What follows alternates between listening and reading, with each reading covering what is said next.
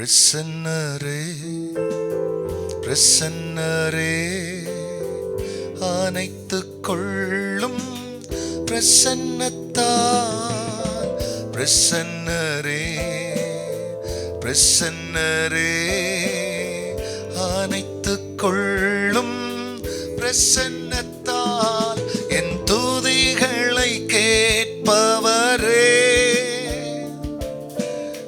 இறங்கி வாருமையா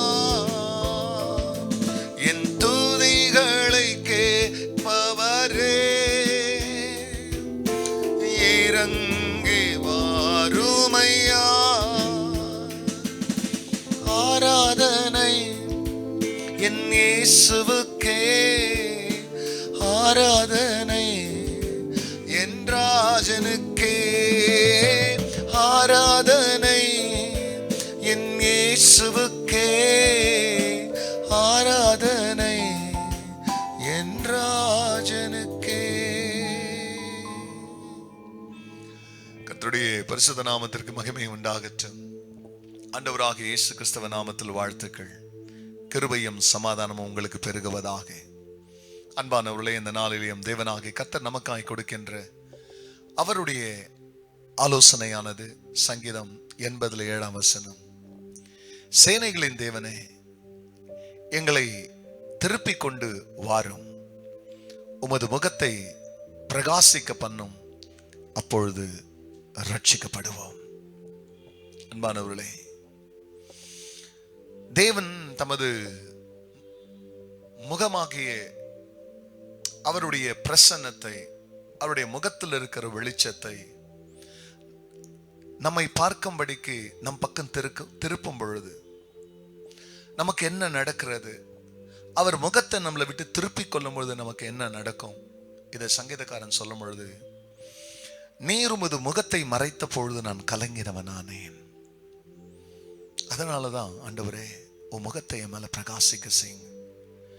ஆண்டவரே இஸ்ரவேல் ஜனங்களை ஆசீர்வதிக்கும் பொழுது சொல்லிக் கொடுப்பாரு. என் ஜனத்தை எப்படி ஆசீர்வதிக்கணும்னா, கர்த்தர் தமது முகத்தினுடைய வெளிச்சத்தை உங்கள் மேல் பிரகாசிக்க பண்ணி உங்கள் மேல் கிருபையா இருக்க கடவுள்னு சொல்லுங்க, அப்படி ஆசீர்வதிங்கன்னு சொன்னார். இப்ப இங்கே அவர் சொன்ன வார்த்தையை வைத்து, ஆண்டவரே நீங்க உங்க முகத்தின் வெளிச்சத்தை எங்களுக்கு நேராக எங்க மேல நீங்க வீச பண்ணினா நாங்க ரட்சிக்கப்படுவோம், நாங்க ஆண்டவரே விடுவிக்கப்படுவோம், நாங்க சுகமா வாழ்வோம். உங்க வெளிச்சம் மட்டும் எங்க வாழ்க்கையை சூழ்ந்து கொள்ளுமே, ஆனால் எங்களை வேதனைப்படுத்துறதுக்கு ஒரு சக்தி இல்லை. உங்க வெளிச்சம் ஆண்டவரே எங்க வாழ்க்கையில வீசும் பொழுது, உங்க வெளிச்சத்துல நாங்க நடக்கும் பொழுது நாங்க இடற மாட்டோம். ஏன்னா வெளிச்சம் நம்மளை என்ன செய்யுதுன்னா, பயம் இல்லாம நடக்க வைக்கும். கொஞ்சம் இருள் வந்தா கூட தடுமாறுவோம்.